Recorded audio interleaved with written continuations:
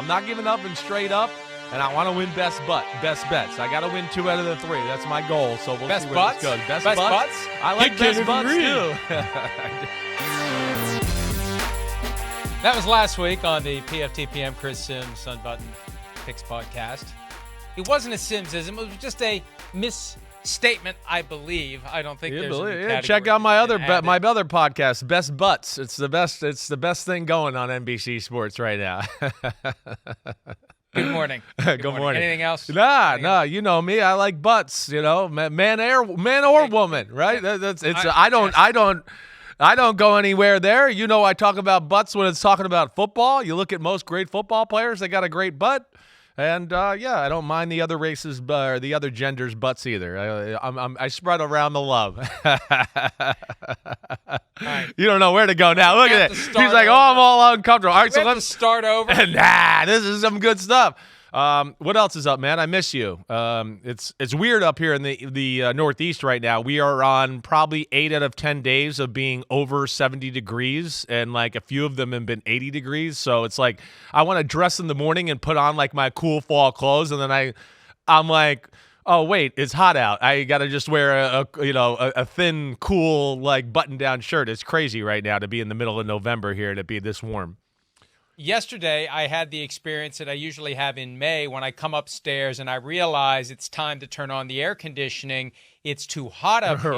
Right. Although it happened in November. Usually what happens in November is I need to turn on the heat. It's too cold up here. So I had to turn on the air conditioning today to cool it down up here because it has been unseasonably warm here lately. And you know what happens, you're going to snap your fingers and it's going to be 25 degrees. So I guess enjoy it while it lasts, although it might be. I don't enjoy it. I don't want this. Problems. This is weird. I don't want this. I want good fall weather. That's why I love the Northeast. It's part of the reason I don't want to leave here is the good fall, crisp weather. The fact that I can still go in my pool and swim right now is crazy. It really is. But, that's the world we're in. We'll deal with it. I have been going in my pool still. This year. Yeah. I've only had a couple of nights this year where I can start a fire in the stove in my barn. Yeah. And hope not to burn the barn down. We had a little conversation about that earlier. Yeah. The origin of the term barn burner. I almost literally had a barn burner a few years ago, but I do like this time of year from the standpoint of it's cold, it's crisp, put a couple logs in the stove, get it going, watch the football game. That's right. Tonight, there will be no fire in the stove unless between now and this evening a cold front comes through. And I don't think that's going to happen. So anyway, it's more fun when we fight. Isn't there something we can fight about? Well, why are you here? Where's Matthew Berry? If that's what you want, what are you doing here? That's old. That's Pat. That's done. That's done. Oh, look at Smeagol. Fight about. I like Smeagol. There's precious. Well, that came to be because I was telling Devin McCourty last week how badly I want a Super Bowl ring, a real one, not one of the replicas that you can find on Etsy or wherever. I want to eventually possess an actual Super Bowl ring. If I have to buy it, if I have to steal it, like Putin from Robert Kraft, whatever it takes, I will get one of these days. Yep. And then they can bury it with me. I'm with you. I want one too. But that's one where, always been a dream of mine to get a Super Bowl ring. And that's one where I might get one day, but it might be on a day where I don't actually want it, right? I think that, my father's got 2 Super Bowl rings, and I was, the only kid alive for his first Super Bowl, or my sister was 2 years old, so at least I was there to remember it. But, I don't want the Super Bowl ring in that case. I'd like to earn one of my own some way, somehow, but I don't know if that's going to happen in this lifetime. Wait, are we talking about a comeback from Chris Simms? I mean, you are younger still than Tom Brady was as I never put out, like, getting back in the league at some point, somewhere down the road. I don't know if that's really feasible or actually, plausible or anything like that. But, I have a lot of good friends in the league, and there are times where I miss being in the business and being around the guys in the locker room and that type of stuff. But, no, I think I'm here to stay. We're doing pretty good on this side of the business here. Well, I mean, really, as your kids get older, you do get to a point where you can put in the hours necessary to do the job right, whether it's in a coaching or a front office capacity, because you have to turn your life over to it. And even then, and I think that's why we see so much elation, jubilation, and just euphoria when a team wins a Super Bowl. It is so freaking hard to be the one team out of 32 to do it, and most people spend their whole careers in football not even getting close to the possibility to sniff a Super Bowl ring. So from that perspective, it really is a fool's errand. And then it gets into the whole idolatry thing and craven images and 10 Commandments. I don't want to get into that. I don't want to go down that path. Look at him. There he goes. Because I'm guilty of it. Yes. Give Catholic me the golden calf. There we go. I want the golden calf. Bring me the golden calf. The hell with the stone tablets. I want the golden calf. Okay. To hell with me as well, because that's where I'll be. Taking my Super Bowl ring with me to the fires below. Of Mordor. That's ahead. Right.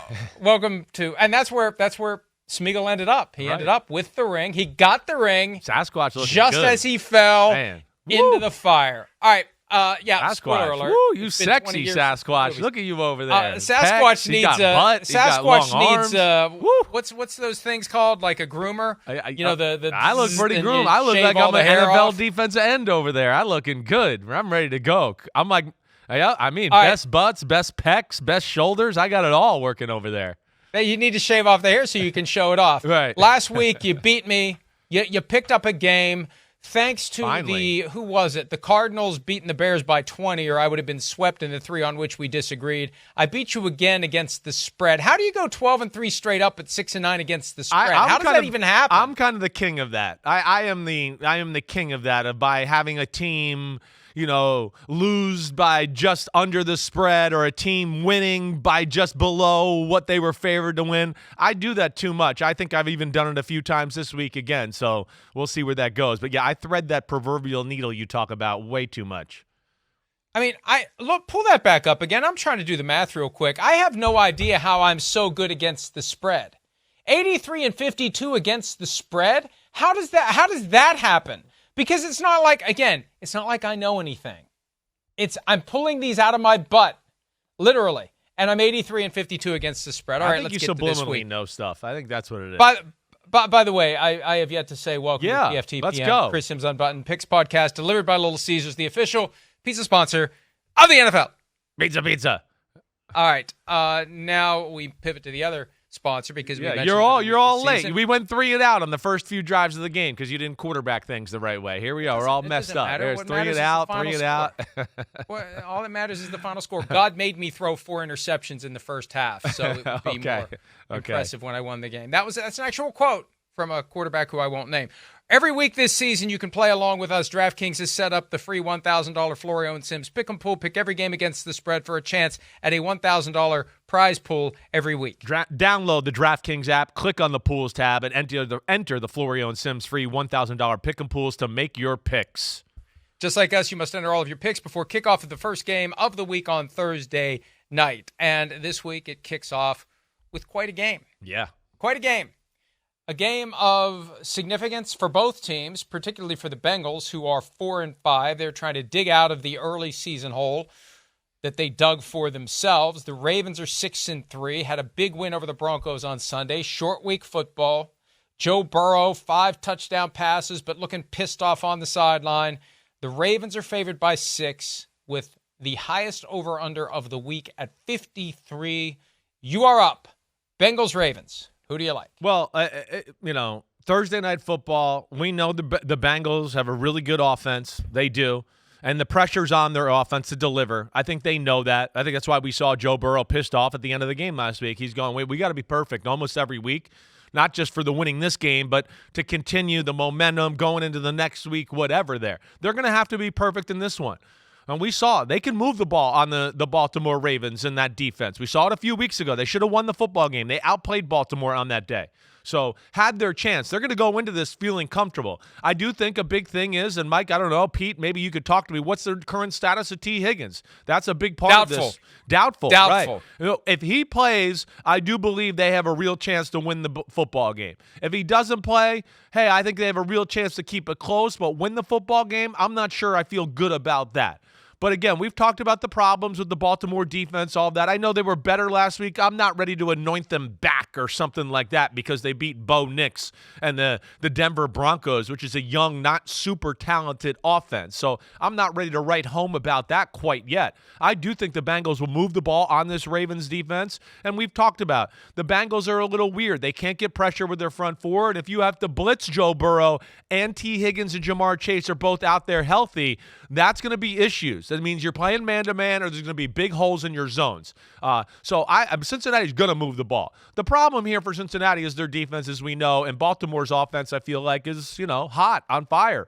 As good as anybody in football. We know that. I just don't think that they're going to be able to keep pace ultimately tonight. I think it's going to be a fun game. It's going to go back and forth. This will not be my best bet, but I'm going to take the Ravens 27-24 with that little caveat of saying if T. Higgins plays, I do think they can pull off the upset, and I probably would add some more points to the total altogether by both sides.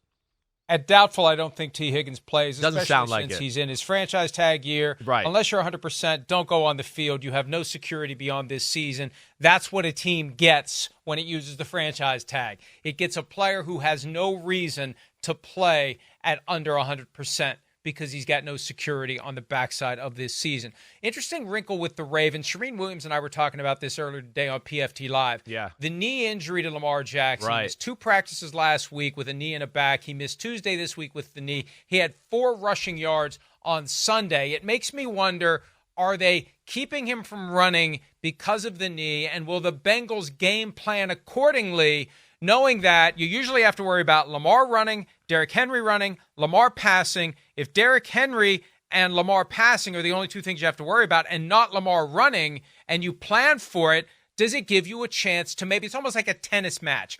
You need to hold serve at some point, or break serve. Right. Is that what it is? Break serve. Hold serve, break serve. You need to break serve at some point. Maybe it's easier to break serve if you know we're not worried about Lamar Jackson running because of that knee. Well, I don't disagree with you with the called quarterback design runs. Now, watching Denver and him play last week, he certainly seemed like he was moving pretty damn good when he had to scramble and do stuff like that.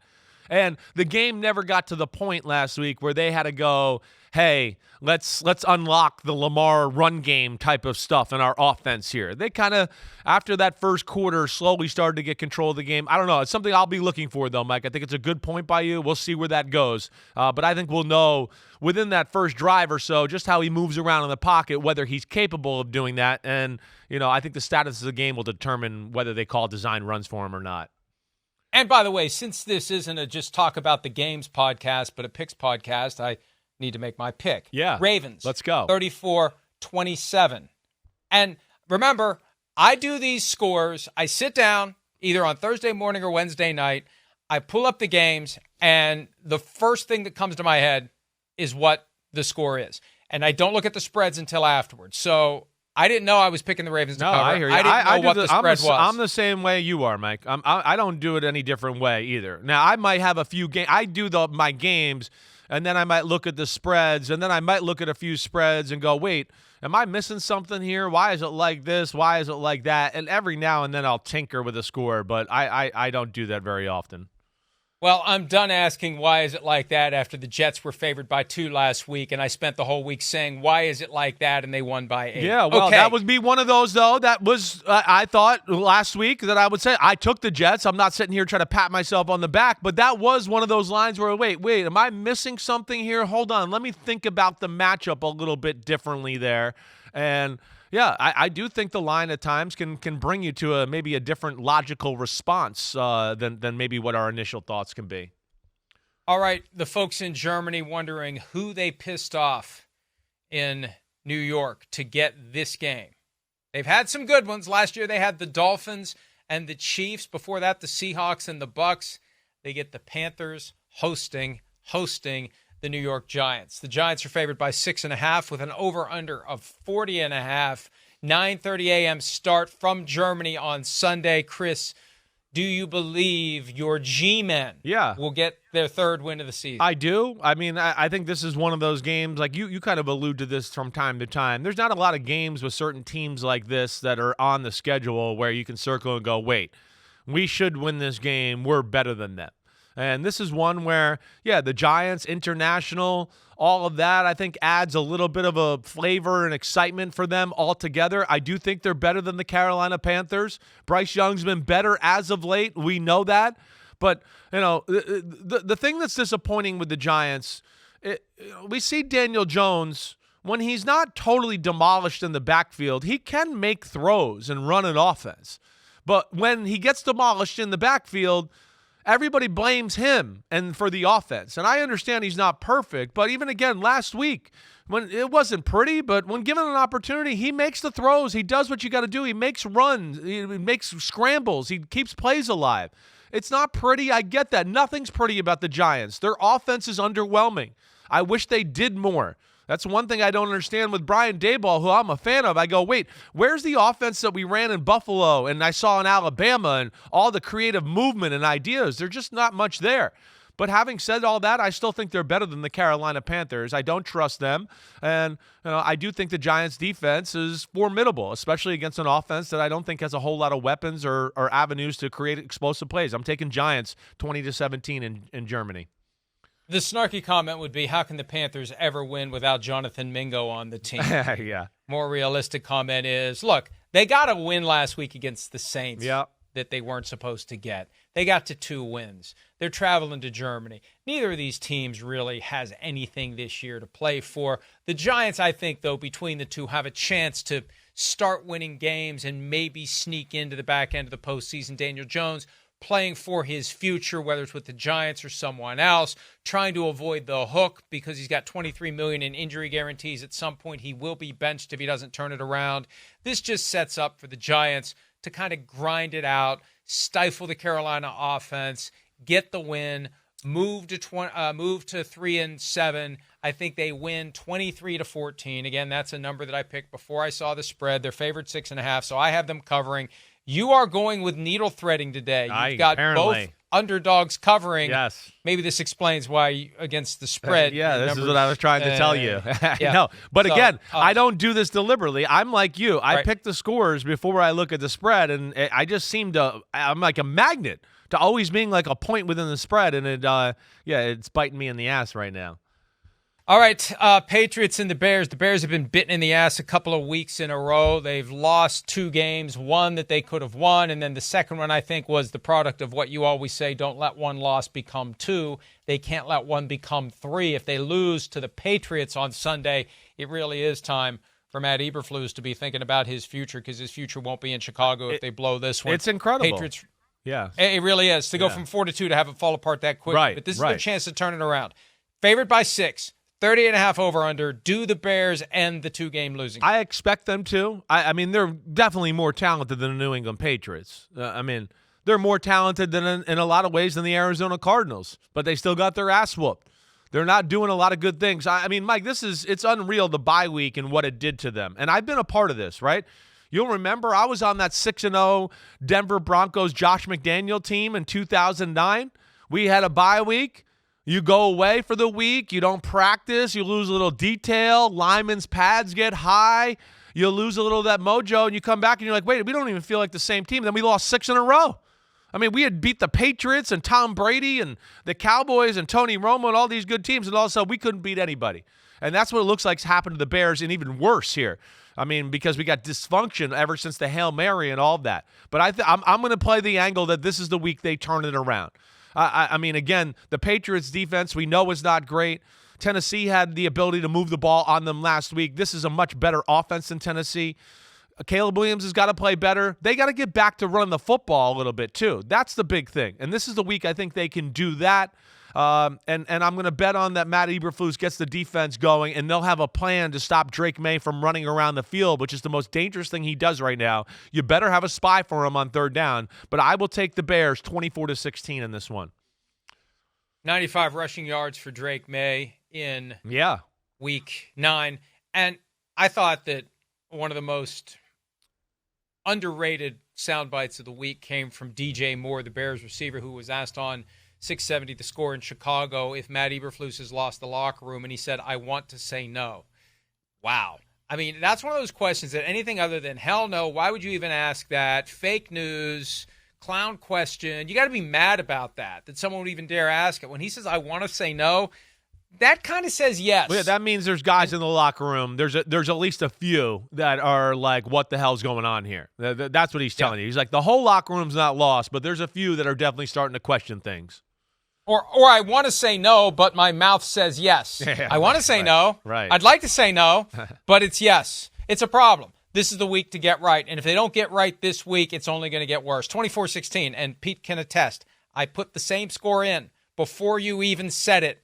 It's almost like Oz or Oz, the mentalist. I knew what your score was going to be. I didn't.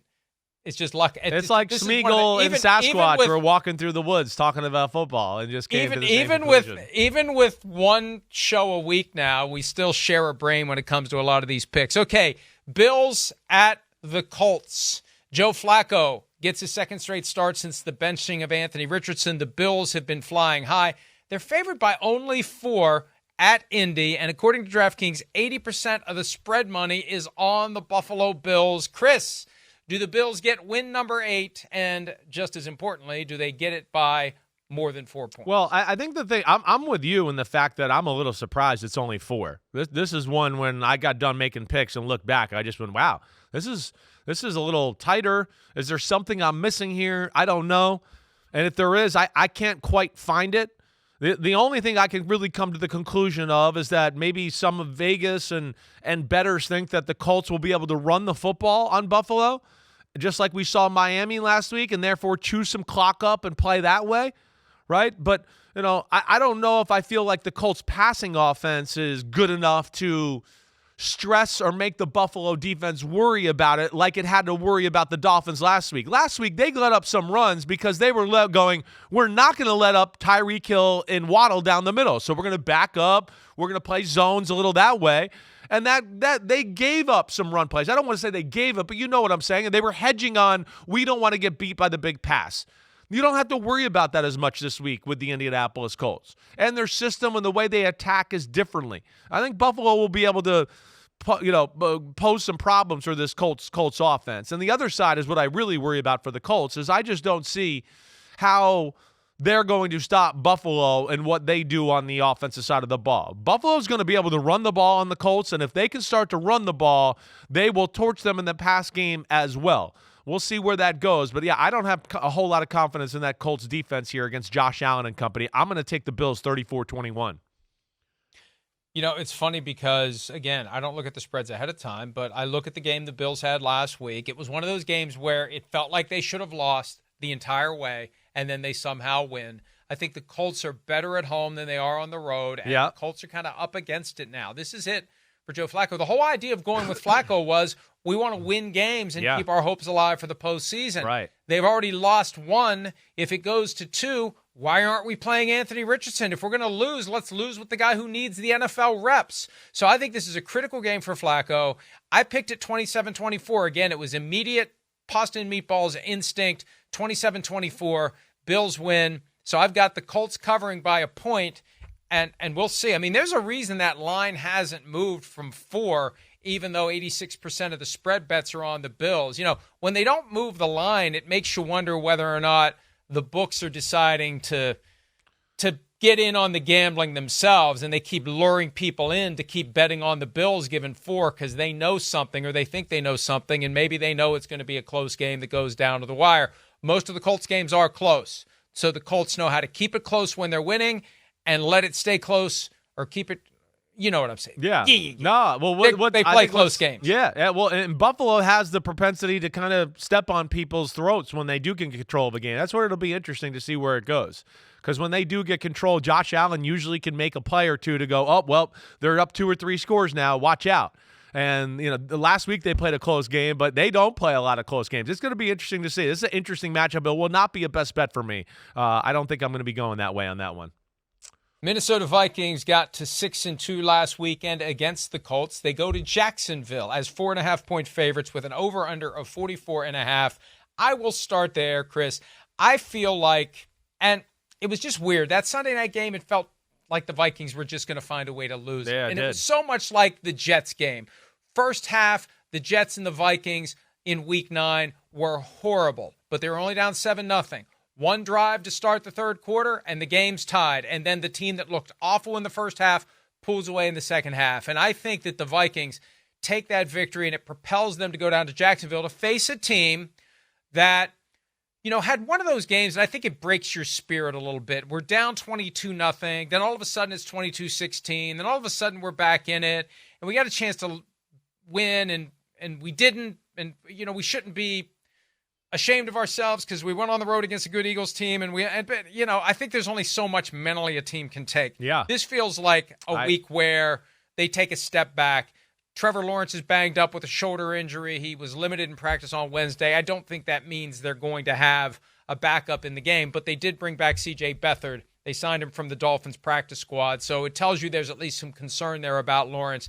I just feel like this is a game where the Vikings understand, you know what? We played around last week and we still won. This week, let's go take care of business. Let's put this team away early. And I feel like the Jaguars right now are susceptible to being knocked out early. I don't disagree with what you're saying there. They're definitely those thoughts that you talked about with the Jaguars, their mental state, where they are, what last week did to them, all of that. I think that's very fair to question right now. They're at the point where you got to be thinking the locker room's just sitting there going, well, it's not our year. We're not going to turn it around. And they're kind of dealing with that and not even turn the page yet to being like, hey, let's be a spoiler, enjoy the last few weeks of the year, and then ruin other people's seasons. So I do worry about their psyche. Also, their defense, we know their defense, to me, is more suitable, or what do I want to say? It's more apt to get torn apart, I think, by the Minnesota passing attack and what they do. Right, last week the Colts, they play Seattle 3. They don't change a whole lot. It's sometimes hard to come up with creative game planning against it because it's just like, wait, there's only so much we can do against this coverage. Where the Jaguars will give some opportunities for Kevin O'Connell to come up with some creative ideas to throw the ball down the field, make explosive plays, do all of that.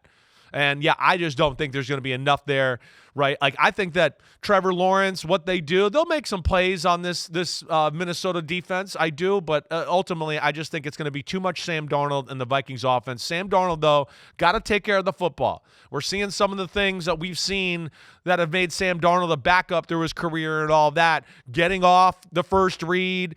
Don't try to force a ball in there when you're controlling a football game. Fumbles or holding the ball in the pocket a lot too long at times. Either way, I'm going to go Vikings 31-24. I've got 27-17 Vikings, and you're right. Darnold had a couple of interceptions last week where it looked like he was intending to throw to the Colts defender who caught the ball. And it's not like they have a great alternative in Nick Mullins. Kevin O'Connell does a great job in a short period of time getting the most out of a player, but then it gets to the point where they game plan. Yeah, they got to progress. The players got to change. Right, exactly. Yeah, and the players got to be able to get off that first read, as you've said. You got to get off the first read and make something happen, and that's where Sam Darnold short circuits and or sees ghosts. Broncos and the Chiefs, 7.5-point favorites. The Chiefs on a short week. The Broncos were on the road in Baltimore. Go back to Colorado, go to Kansas City. They got destroyed 41-10. They get their chance to try to hang an L on the Chiefs for the first time since Christmas of 2023. 14 straight wins. Is it 14 or 12? 14. It's 14 straight wins, I believe, for the Kansas City Chiefs at this point. I think I'm right. I know I'm right. Am I right? It is 14. Thank you, Pete. Right. I am right. Do the Chiefs get to, and again, 7.5-point favorites, over under 42, do they get to 9-0 against their division rival? I definitely think they're going to win. That to me is not what I worry about. I don't see Denver being able to move the ball consistently on this Chiefs defense throughout the day.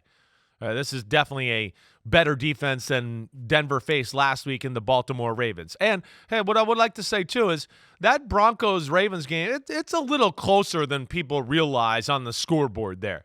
There's a few plays, they go a different way. That game is going to be different altogether. And I know that's, hearsay or after the fact or all that. I guess what I'm trying to say is I'm still a believer in the Broncos and what they do. I know they're not a Super Bowl team, but I do think they're a playoff caliber team. And their defense is still really, really damn good. And this is different than last week than playing the Baltimore Ravens where, okay, last week if the Denver Bronco offense didn't get going or make some plays, it was like, oh, man, okay, wait, we're back on the field against Lamar and all these weapons and that offensive line and all that. I don't think I'm ready to put the Chiefs offense in that category, even though it's getting better.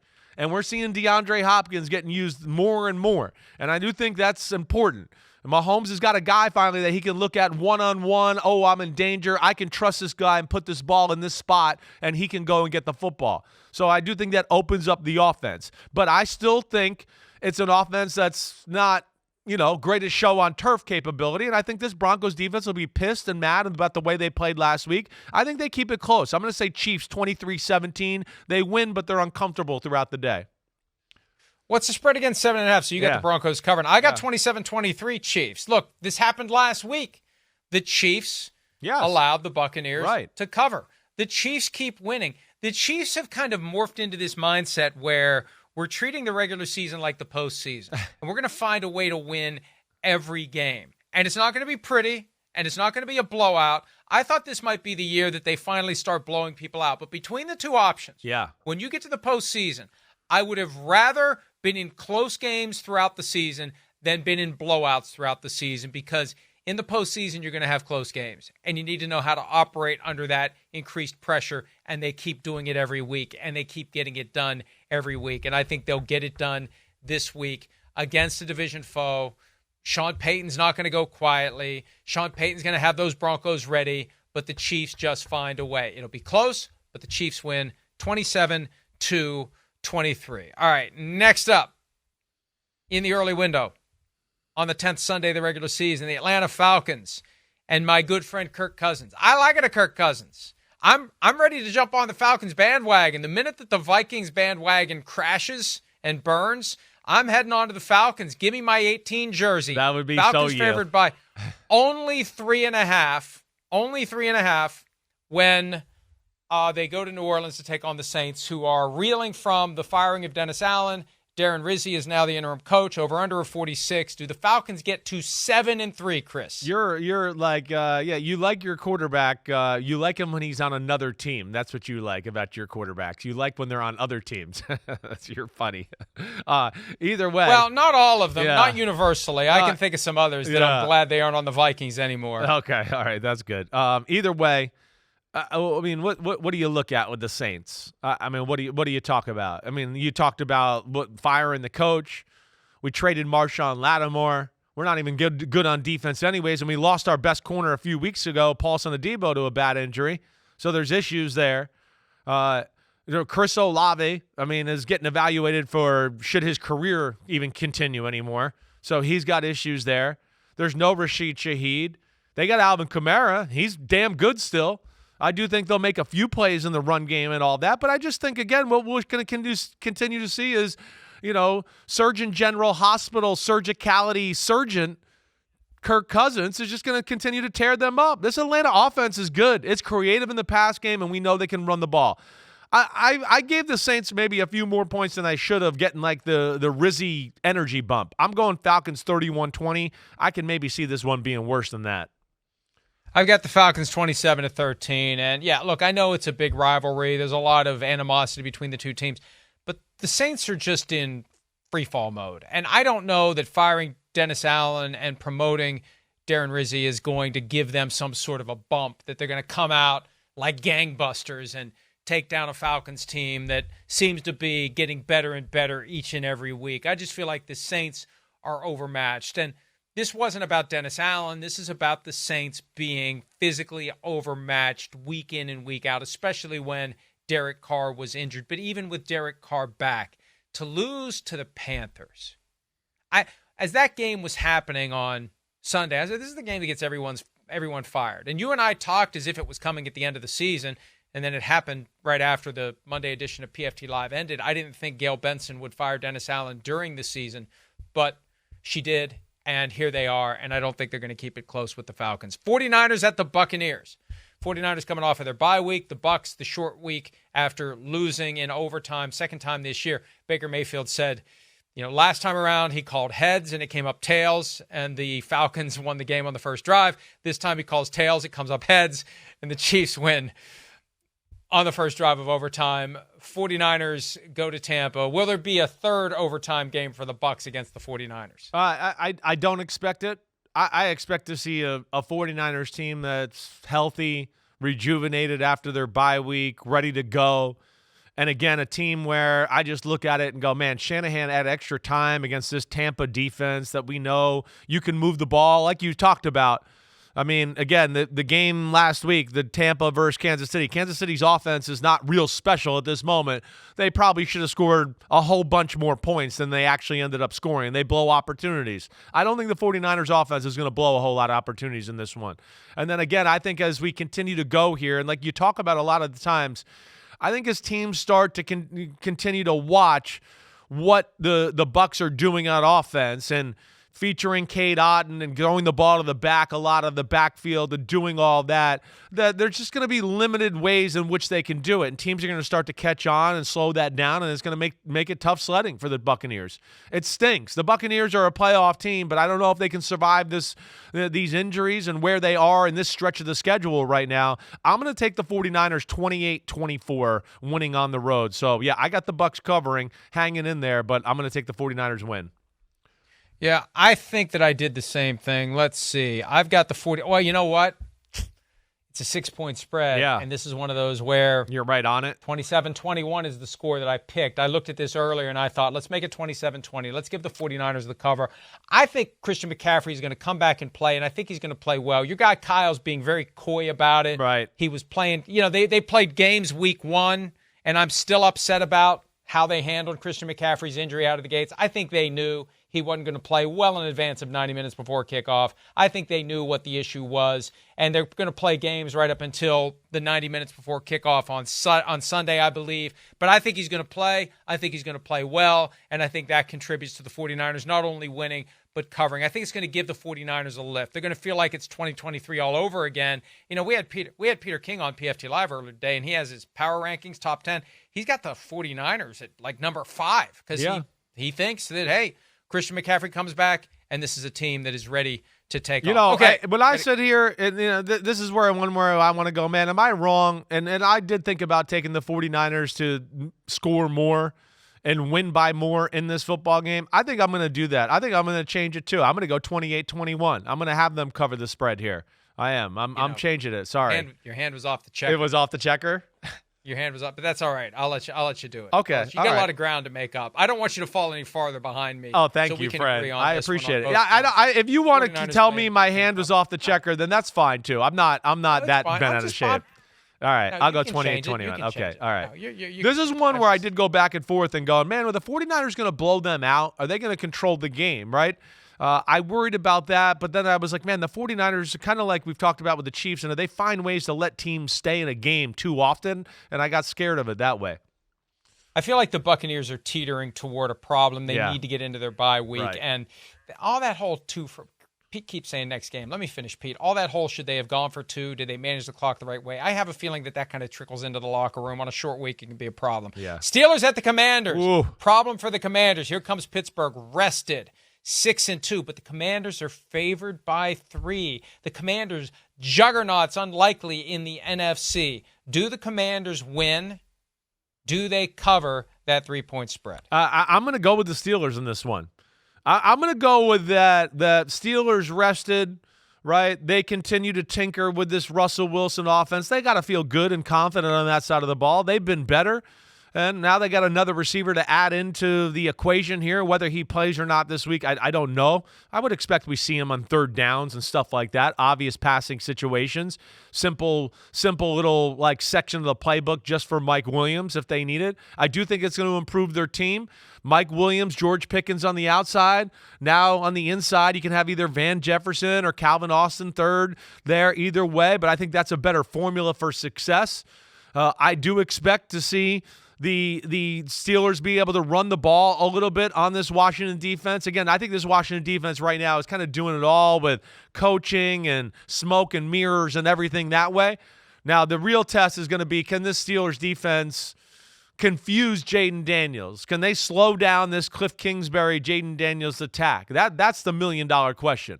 I'm going to bet yes that this is the week that they do slow it down. I'm going to bet yes that this is the week we see maybe Jaden Daniels turn the ball over maybe more than once. Interception, strip sack, fumble, whatever that may be. It's a good Washington offensive line, but not great. I think they're going to hit a test here this week where it's going to show some of their flaws. I'm taking Steelers 21-17. With Mike Williams arriving, it's very simple to integrate him into the offense because at the right moment, it's going to be play action, and Russell Wilson's just going to throw it his way. Throw one of those rainbows, let him go catch it, and if he runs the wrong route and it gets intercepted, I guarantee you Russell Wilson will never say that publicly. I said that earlier today. Say what you will about Russell Wilson. He'll never call out a receiver for running the wrong route. He'll take the blame for anything bad that happens, but I could see them trying to just make a point. Hey, look, we know how to use Mike Williams. It's simple. Let's not overcomplicate it. Just throw him the football, and I think they will. And as it relates to the Commanders, I think back to 2012 when RG3 was a rookie and Washington went to Pittsburgh, and the game plan was simple. And I know that it's no longer as acceptable to speak of it in these terms, but their plan was to just basically hit RG3 whenever and however they could within the boundaries of the rules. And Washington made the mistake of sending him out on a pass route, which Cliff Kingsbury, do not get cute with Jaden Daniels. Protect Jaden Daniels because that's one way you rattle him and cause him to make mistakes. And he's a skinny guy as quarterbacks go. And the Steelers are a physical team. They always have been. So you're going to see physicality, at least they're going to attempt to impose it on Jaden Daniels, and I would recommend protecting him as much as you can, avoid the designed runs, and definitely avoid having him run down the field and try to catch a pass. 23-20, I think the Steelers do win this one. Should be one of the best games of the day. Looking forward to watching it. It has kind of an old school feel to it, and it just should be fun. All right, we need to take a break. It's been fun so far. We'll see if it continues to be fun. Sunday's late games, including the Eagles trying to put another nail in the Cowboys' coffin. That's next on PFTPM and Chris Simms Unbuttoned. Presented by and delivered by.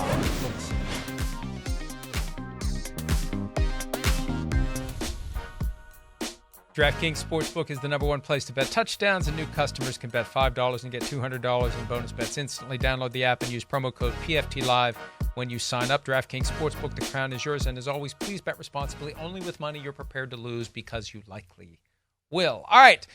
Week 10 Picks Podcast delivered by Little Caesars, the official pizza sponsor of the NFL. Pizza. All right, a late game Sunday, the Titans at the Chargers.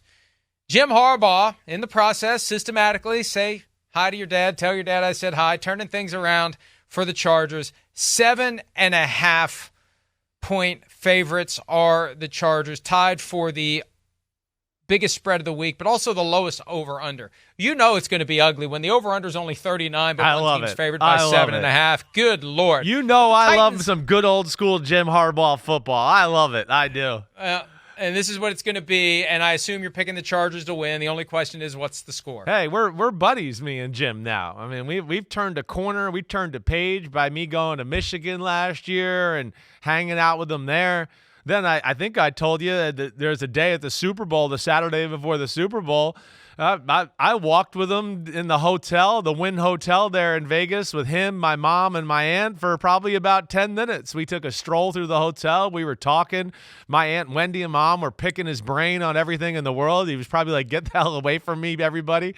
But I got a lot of respect for him, as you know, and he is a damn freaking good football coach. And I feel like they're one of those teams in this league where you know what you're going to get when you watch the Chargers play on Sunday or Monday, whatever day it may be.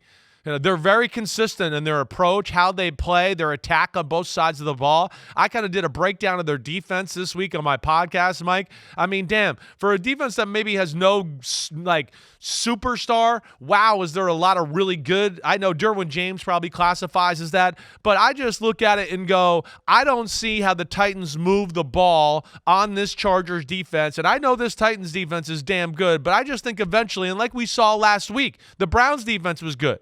But the Chargers can run the ball, and when they do have them, I can't even believe it, when Quentin Johnson is out there and Palmer is out there and Ladd McConkey, that is enough at the receiver position for them to be dangerous with that guy at quarterback. I'm going to take them 24-13, kind of just a slow, usual beatdown we see the Chargers do to everybody. Yeah, I got 24-10. I mean, they have been since the bye week 3-1. They won in Denver.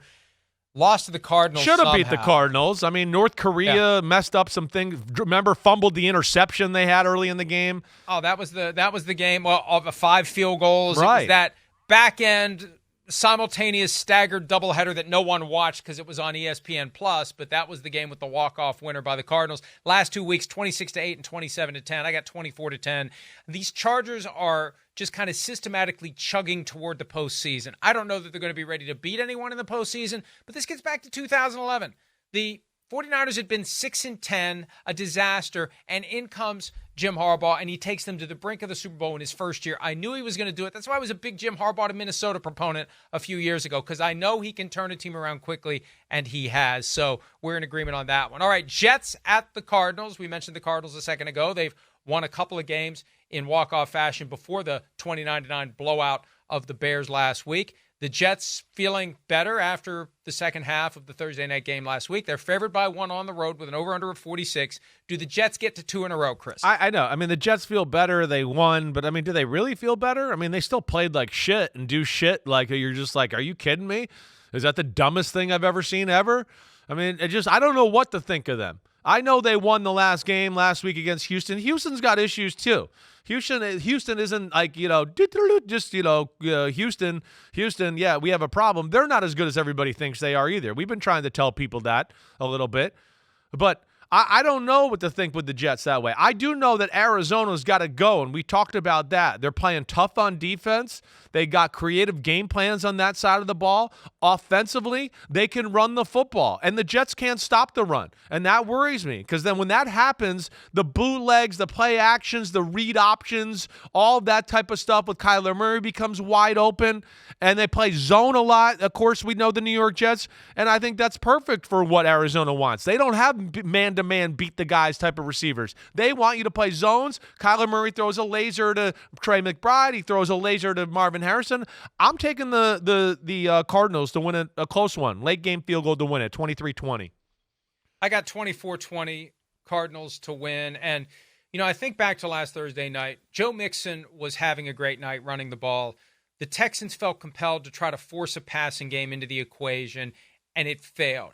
I don't think the Cardinals are going to make that same mistake. They're going to do what works. The running game works. Kyler Murray running can work.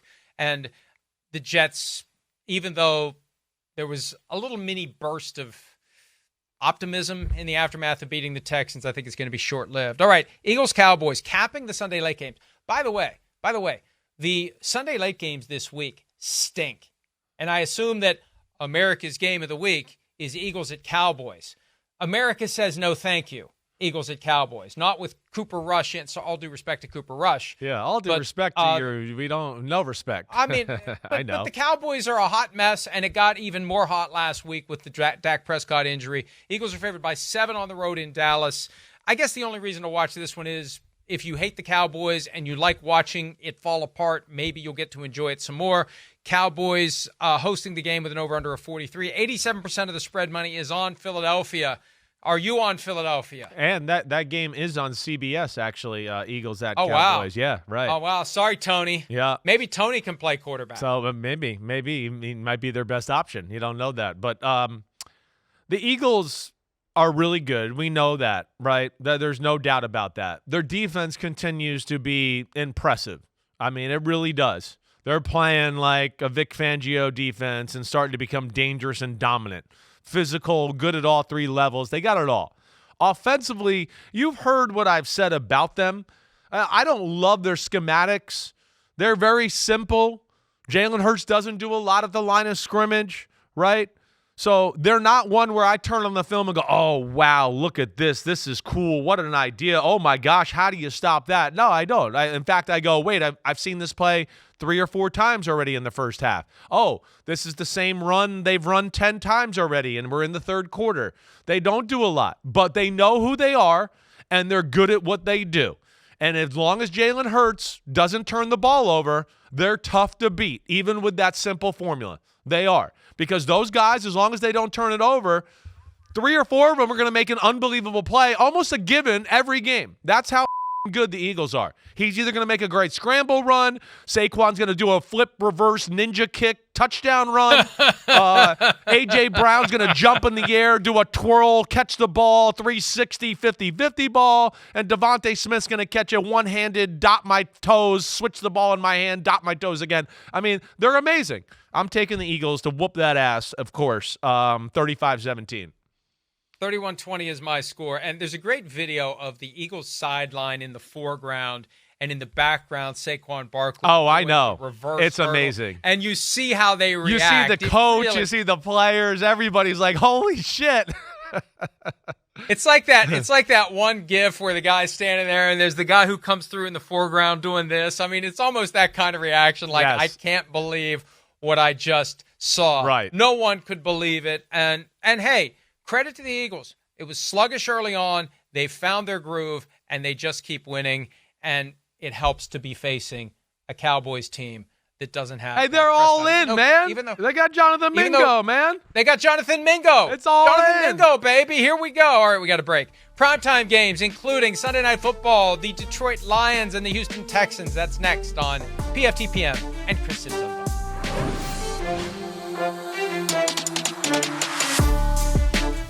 DraftKings Sportsbook is the #1 place to bet touchdowns, and new customers can bet $5 and get $200 in bonus bets instantly. Download the app and use promo code UNBUTTON when you sign up. DraftKings Sportsbook, the crown is yours. Welcome back to PFT, Chris Simms Unbuttoned Picks Podcast, delivered by Little Caesars, the official pizza sponsor of the NFL. Pizza. Good job. Way to go. Way to roll with it, big guy. Way to go. All right, Sunday Night Football. The Lions and the Texans. This is the second of 3 consecutive primetime games for the Texans. They both pissed and shit the bed against the Jets.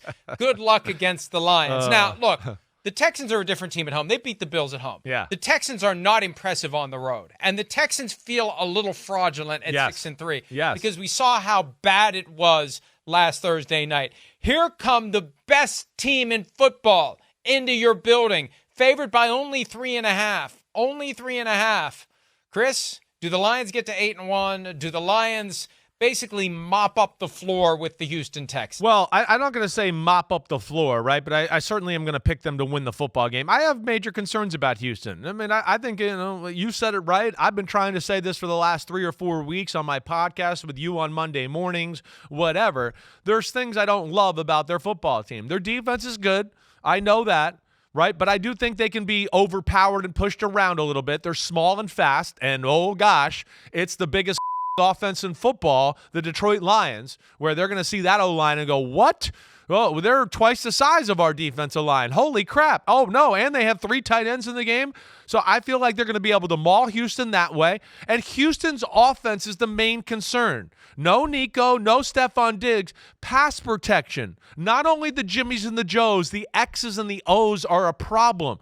The Lions know how to blitz and expose pass protection. I'm taking the Lions in this one. Of course, I'm going 30-16 Lions on the road. 40-23. So wow, we're in the we're feeling the same way here. Generally.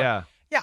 Look, our eyes are telling us that the Lions are special. I've had the Lions at #1 in the power rankings for 3 or 4 weeks now, even though the Chiefs are undefeated. Chiefs fans are all pissed off at me. The Lions are the better team right now. However, if they were to play at a neutral site, I don't tell the Lions, but I'd probably pick the Chiefs. I don't know who I'd Chiefs pick. fans That'd be that. tight. I'd probably because it's just like the Eagles a couple of years ago. They're the better team, but they don't have Patrick Mahomes. All right, but for this one, yes, the Lions 40-23, and the Texans exposed as maybe a little more fraudulent than 6-2 would have suggested a week ago at this time. Monday Night Football, Dolphins at the Rams. Dolphins desperately need a win. They're 2-6. Rams have crawled out of a 1-4 hole to get to 500. They're favored by 1, over-under of 50. Chris, do the Rams continue their winning streak? Hey, I mean, really, I thought the Rams were done. I did. I thought between the injuries of the receivers, I was hearing the trade rumors, the injuries on the offensive line, the young defense. I just went, wow, it's going to be a little bit of a while before they're healthy on offense. They're not going to be able to turn this around. They got healthier quicker than I thought they were going to, and damn if they turned it around. And these young guys on their defensive side of the ball are starting to pop. They really are. Jared Verse, Braden Fisk, the second-round D lineman out of Florida State, they're disruptors. We know they got Kobe Turner. They got a nice little young nucleus in their front seven. They do. They need some more stars in the back end there. But, yeah, they got it going. Dolphins, hey, we know defense, maybe better than I even gave it credit for. I don't sit there and go, oh, wow, it's great, but it's good. They showed toughness to me last week. And their new approach on offense, which is kind of amazing to me, and I think I've talked to you about it, is really throw the ball shorter. Even throw it shorter than they did before. Get it out of his hands quick. Boom, boom, outside, outside, outside. Get teams to kind of widen out. Toss the ball outside, and then as the game went on, he started to hit some people over the middle. But I think there's a real concerted effort to not let Tua hold the ball long, get it out of his hands. That's good. It's dangerous. I think it's only a matter of time before some of these defense figure out this new way in which they're playing, and I don't think it's sustainable. I am going to take the Rams in this one, 24-21. I think it's going to be a fun football game. Ooh. Is this the first game we've disagreed on, Pete? Is this the first one? Because I'm not taking the Rams. Yeah. This to me, and this is the last game of the week, this to me is regression to the mean week. This is correction week. The Dolphins shouldn't be 2-6. The Rams, they've won 3 in a row. It just feels like it's time for the Dolphins to get a win and the Rams to get a loss. Yes, that's the quality of analysis you get from me, but that's the pasta and meatballs fashion from 50 years of following the NFL very closely, 25 years of covering it via PFT, 15 years of it being the only thing I do professionally. I feel like the Dolphins are going to win this one 23-20. It just feels like it's time for the Dolphins to break through and get a win. They know they need it. I don't know that extension protects Mike McDaniel. It's getting toward kind of desperation time for the Dolphins to get a win. All right, it's time for us to take a break. When we return, our best bets and Folsom Prison Blues, will we end up dead in the gutter again? Pick next on PFTPM and Chris Simms Unbuttoned.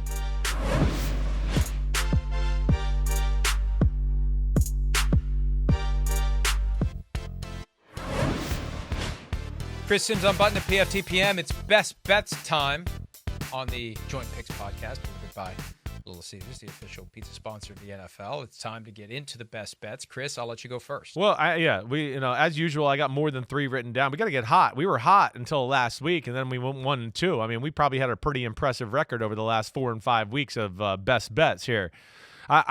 I do have the Bills and Steelers written down as teams that I thought about going with the best bets. I'm not going to, but I'm definitely intrigued by that. But my first one is going to be the Los Angeles Chargers. As I said, I know who they are. I don't trust that Tennessee is going to be able to move the ball really in any way on a consistent basis. And not that I think the Chargers are just going to light up the Tennessee defense, but they take care of the ball, they run the ball, and they got Justin Herbert. I think they'll slowly beat them down like we've seen the Chargers do a lot this year. I think they cover that 7.5-point spread. During the taping of the podcast, the news broke that Trevor Lawrence, the Jaguars quarterback, is unlikely to play with a left shoulder injury that very well might require surgery. The line has moved from 4.5 to 6.5. Minnesota is favored. I'm taking the Vikings even with 6.5. I think Brian Flores, now that he knows that Michael McCorkle-Jones is going to be playing, Flores will be ready. Flores will have talked to Matty P and Josh McDaniels and Joe Judge and everyone else from back in their days in New England to get all the intel necessary to figure out how to beat Mac Jones. I think the Vikings will cover the spread against the Jaguars. Okay, I got you there. I'm going to go with the Eagles as my next one. They're in a different class than the Dallas Cowboys. I don't see how they stop Philly's offense, and I don't see how Dallas does much on the offensive side of the ball. I got them covering that 7-point spread as well. I like it to Kirk Cousins, giving 3.5. Falcons in New Orleans. I think this one is just like, what the hell? Why is it only 3.5 points? You're right. I don't know. Maybe I should have picked that one. There's something there that's scaring me off of that. The next one I'm going to take is the Lions. I think the Lions, like you said, they're the best team in football. I would take them over the Chiefs right now. They are rolling, and I have real worries about that Houston offense, the protection, and what they're doing, the disservice they're doing to C.J. Stroud right now. I got the Lions also. So it's time for the Folsom Prison Blues. You're dying in a gutter. You got one pick straight up. I'm taking the Eagles over the Cowboys. Chargers. Okay. Chargers. I wasn't comfortable with 7.5 as the spread, but the idea of the Titans winning that game to me is inconceivable, which means the Titans will win the game. Enjoy the games. I will. See you Monday, Sasquatch. Cousins.